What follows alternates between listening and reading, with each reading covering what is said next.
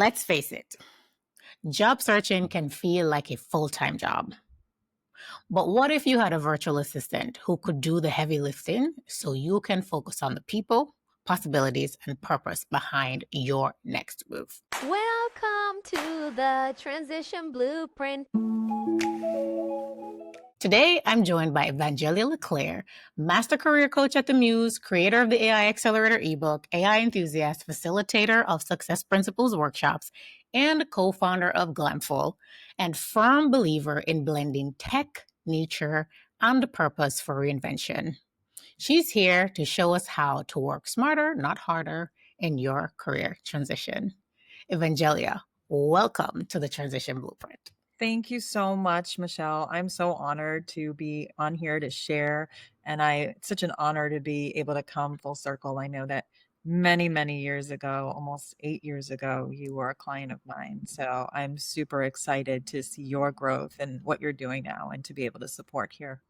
Thank you, Evangelia. So for me, this is a bit of a career transition myself. When I first approached you to help me with my resume, I was in a completely different field. And now here I am as a career coach myself, doing something completely different than what you coached me on my resume for. But when I decided I wanted to talk about AI and the job search, you were the first person that came to my mind because of the work that you are doing in your career and blending AI and providing tips and resources for people to be able to use AI successfully in their job search. So, Evangelia, let's get into it. There's been a lot of talk about AI. And in the context of this conversation, how to use AI to aid the job search. So, help us demystify AI as a job search hack or tool. Mm-hmm. Well, the first thing is that I think that you need to have the guidance of someone like myself in order to effectively use AI, someone who has the domain knowledge of what and expanding from a resume, cover letter, LinkedIn, unique value proposition, career narratives perspective.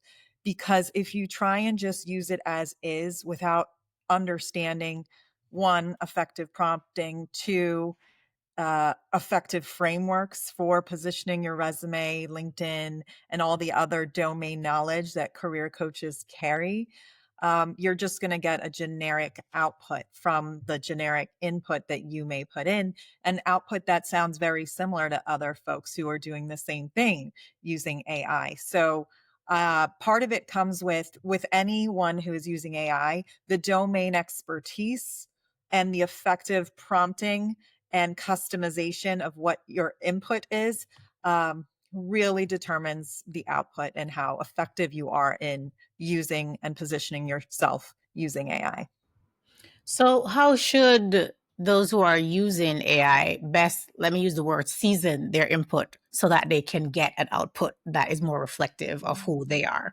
What are the types of prompts that they should be using? Oh, well, there are many, and it really depends on the context and the use case. But as an example that I will provide, there are, let's talk about specifically the qualification summary. There are many ways to write a qualification summary on your resume, one that is custom to the job. But the first example that most people generically use is, please read the following job description and help me customize my resume accordingly. That's very blanket of a statement, and you will get output, but it will be very generic.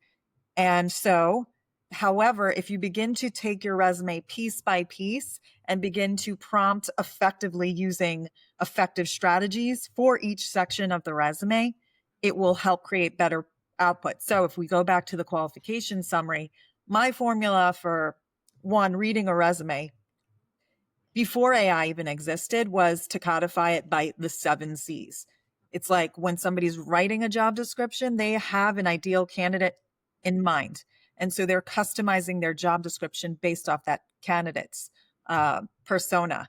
And so what goes into that job description is everything from, and I'll get to the point, but it's everything from characteristics, ideal characteristics, competencies, communication style, who they've cross-functionally partnered with, capabilities, credibilities, cultural belonging within the organization, and career achievements. So when I first input that job description into AI, I'm having the AI analyze it based off those 7 C's per se.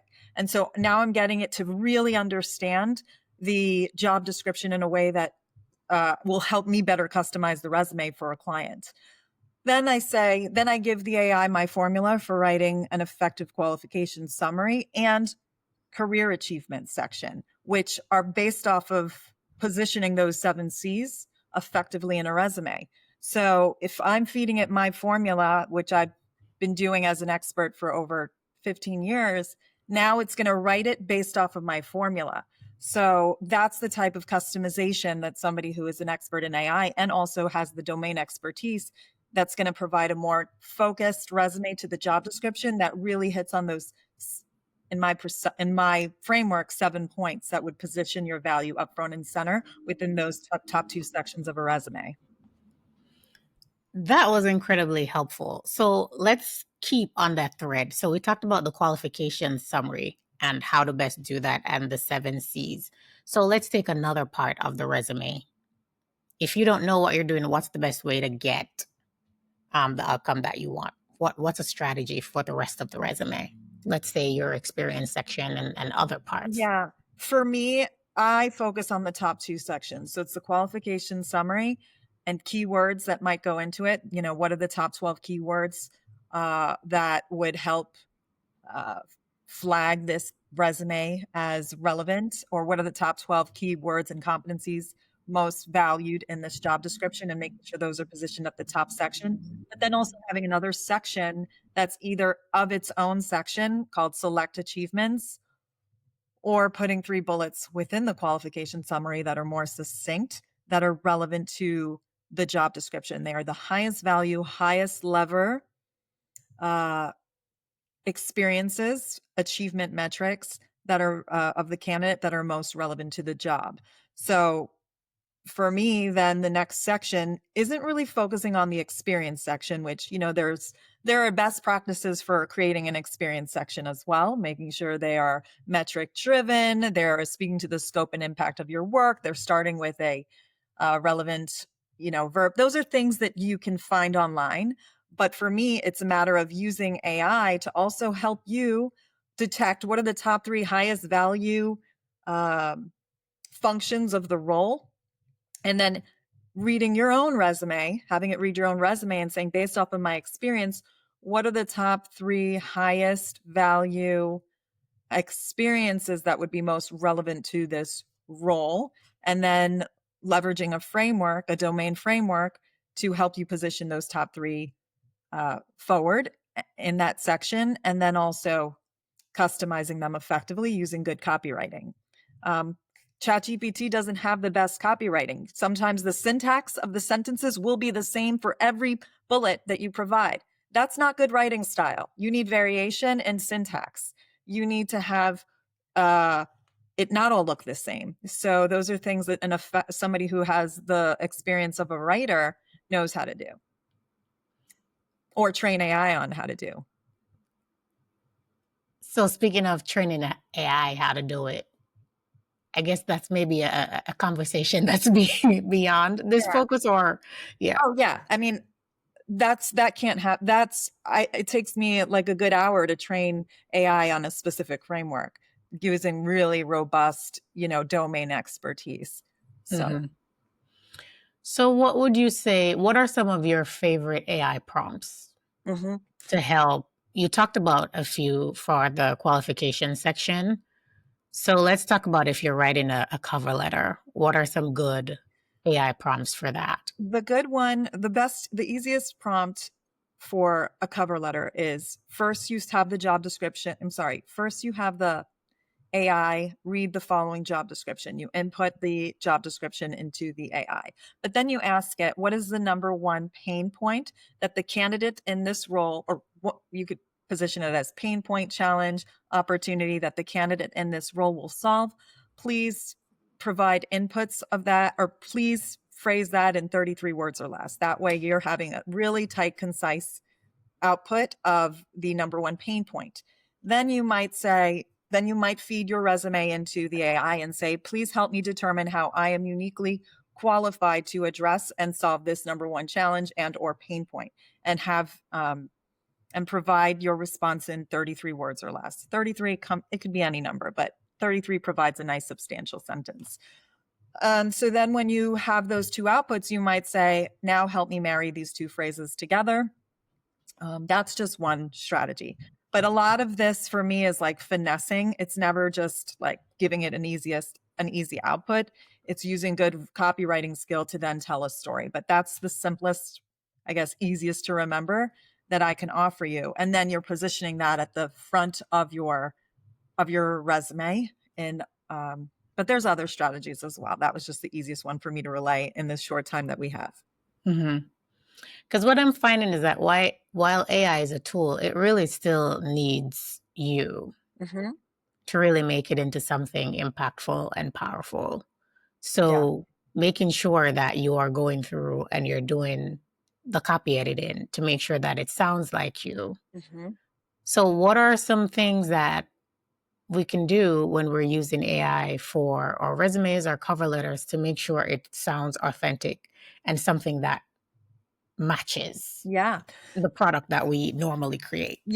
So for me, the priority should be on for it to sound in your voice, it should come first. You think you should consider cover letter or any inputs that you might be required to put into an application, right? Sometimes jobs might not have you put out a cover letter, but they do have an input field where they ask you a question like, why are you interested in this role? Or how do you give us an example of how you align with our top 3 core values, right? So that's where your voice really needs to come through. So the strategy that I offer people is there's 2 strategies. Number 1 is if there's any style of writing that you have documented that you've written prior to AI, feed AI those documents and have it act like a brand expert and identify your brand voice, your brand ethos, your brand writing style. And then once it understands your writing style, you can then input some other questions and then say, okay, I would like you to help me respond to this question using my brand ethos, my brand voice, my brand writing style. And here's how I would respond to these questions. And then you basically provide your response to this question, and it will clean it up based off of the things that it's now trained on. And that's an example of how you train the model to be responsive to who you are as a person, so that it's not just giving you something that's generic and reflects other people and their styles versus who you are. So thank you for that tip. That's a great one. So beyond resumes, how can AI help with things like LinkedIn, networking, or interview prep? Yeah, for sure. So we'll start with LinkedIn, and I'll provide one tip. So a lot of times when you are reaching out to perhaps engage a recruiter or a hiring manager, we might want to just be succinct in how we are, reaching out. And we might also want to grab their attention with something that also addresses something that's top of mind for them. So as you are engaging with folks that you want to follow, it's important to be able to follow their page and or their profile and see recent activity. You have the opportunity to even copy, as crazy as it sounds, some of the recent activity and or projects that you've seen visible on an employer's page and say, help me identify something that is aligned with who I am that I may be able to use in my outreach strategy. Or help me identify, again, what's the number one pain point that this hiring manager is looking to solve and hire for, and help me craft a LinkedIn message based off of their pain point and my unique value that is, under 33 words or less. So that's one strategy, and you can use that for outreach because there's so many. We can go into career narratives. Well, let's keep going. Go into career narratives. Yeah. So it goes back to having an effective framework. So my framework for interview training goes back to those 7 C's. And so anybody might put in a generic, and many of my clients have come to me and they say, I just ask it to help me create these star stories based off of the job description, right? You can input a job description into ChatGPT and ask it to also read your resume and help you assemble your star framework stories. Star being, we all know what the star framework is. Well, let's just go over it really quickly for people who may not. Okay. So it's situation, task, action, result. And so many companies like Amazon and many other companies have a best practice where they're really looking for you to share your interview stories that are relevant in a way that's easy for the listener to process, right? With tell me the situation, the task, the action, and the result of the story you're bringing forward. And so that's great. Anyone can ask ChatGPT to read a job description, now read my resume, help me identify what potential questions may be asked, and now help me assemble my star stories based off of these questions.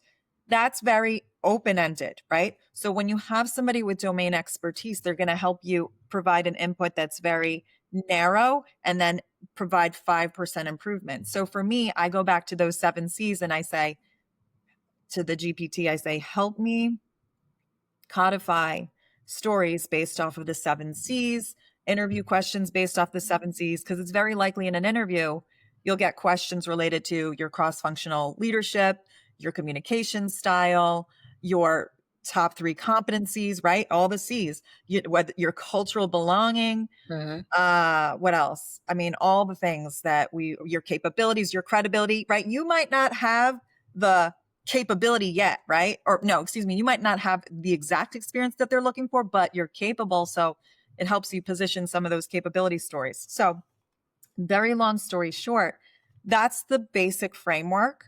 It can help you assemble star stories, but to make those 5% improvements, I also have it help us identify what are some good pre-frames. So as an example, when you're delivering a star story, you don't want to, in the A section, the action, give too much information. You don't want to dump the hay. You want to provide 3 actions that you may have taken to lead to the result. But before you even give those 3 actions, you want to give a preface. A preface says, a lot may have, as you can imagine working on this big project, a lot went into it. But here are the top 3 things that led to the greatest outcome or led to the outcome. And that's a preface, generically speaking. But we can use ChatGPT to help us, or my framework, to help us come up with a more specific preface and help us improve. There are other things you want to put into an interview story, like pearls of wisdom. So you don't just sound robotic when you're like giving a star story, but you're able to really sound like a wise self, very grounded when you're delivering those stories. Some people might not in the moment remember what that pearl of wisdom is. So ChatGPT can help you come up with the pearl of wisdom, but then it takes an interview coach like myself or Michelle to be able to have you relay those stories in a way that is fluid and grounded and resonant. I love that you talked about the personal narratives or the storytelling, because that's where the magic happens and people often forget. They forget how much they've accomplished. They forget how much they've done. And it really requires a lot of work to really help them shape it into a powerful story, because that's where it makes all of the difference, right? That's where you really stand out. And not just in the writing of it, but in the telling of it and how you do that. And so for AI to be able to get you something and then work more deeply with a coach to like really dig in, because with my clients, I find that's where we oftentimes do a lot of the work, because sometimes people have like really robust resumes, but I'm like, when it gets to the storytelling time, like the pieces that you're going to pull out of this to tell your star stories, then it gets a little bit more difficult for them to really be able to focus. So these are some great strategies that you've just shared. So how about networking? Any tips for how to do that beyond LinkedIn? Yeah. Outside of ChatGPT, so when it comes to networking, sometimes folks are wondering, where do I go? Right? So you can have ChatGPT help you do deep research and also provide it with your goals and the type of events that you want to attend, whether it's an HR focused event or a woman in tech event. And it can begin to populate events based off of your location. You just have to give it the input. Here are the type of events that I'm looking to attend at this time, in this type of region. And can you help me populate some events that might be coming up? So it does expedite some of the work we may have done. And what I'll share with you all, and Michelle, I know you're going to ask me more questions, but it really helps unlock ourselves from these limiting beliefs we may have but it just requires us to at least give the shot and begin to help leverage the tool to find some of these resources for us. Because sometimes the limiting belief is there's nothing in my area, right? Or things like that. Well, now you can ask it for webinars or summits or online conferences that you may be able to engage with. So it really does become a thought partner and a sounding board for you to even break some of those limiting beliefs you might have. You can even ask it the meta question based off of what you know of typical job seekers or someone like myself. What are some of the limiting beliefs that I may have that you may help me unlock and block? And then you can train it to be your thought partner in that. Yeah, you prefaced my next question, Evangelia, which was going to be, what are some of the biggest mindset barriers people have when it comes to using AI in their job search?